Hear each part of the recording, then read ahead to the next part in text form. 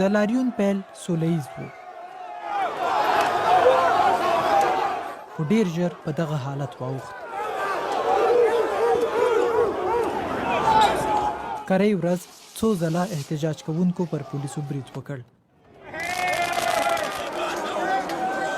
پولیس دغلته ځکه استول شوي وو چې د احتجاج کوونکو 2 جلا ډلې سره بیلې وساتي. دا د بریتانیا پارلمان نه د بهر صحنه ده.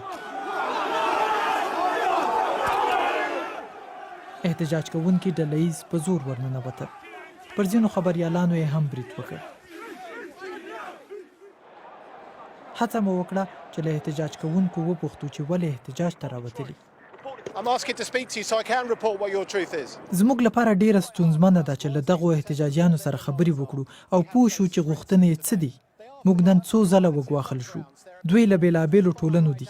ځینې احتجاجیان یې خیاړخي توندلارې دي. دوی ټول وایي توکم پالونکي نه دي.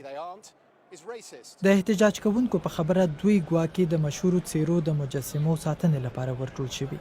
که څه هم حکومت د وینسټن چرچل او نیلسن منډیلا په څیر د مشهورو څیرو مجسمې له وړاندې خوندي کړي. یو لاریون کوونکی چې خبرو ته چمتو شو وایي چرچل او د بریتانیا تاریخ تر خطر لاندې دي.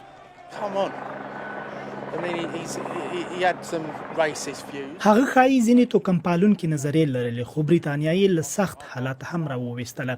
زه په جنوبي لندن کې زیږېدلی یم. تورپوستي ګاونډیان لرم. ټول عمر مې ورسره څنګ په څنګ ژوند کړی. موږ د تورپوستو د حقونو په ملاتړ د کیدونکو احتجاجونو مخالف نه یو.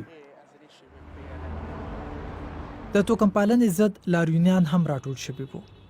خو د تورپوستو د حقونو ملاتړي احتجاجیانو خپل رسمي لاریونونه پرون ځنډولي وو.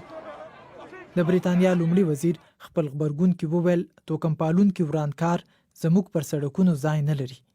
د بریتانیا د کورنیو چارو وزیر هم سخت خبرګون وښود. هغه کسان چې زموږ د پولیسو خوندیتوب د خطر پیښوي له ډیر سخت قانوني چلند سره به مخ شي. احتجاجونه تر ناوخته روان وو. دا پرون ماښام لندن کې د اورګاډو د یوه تمځای انځورونه دي.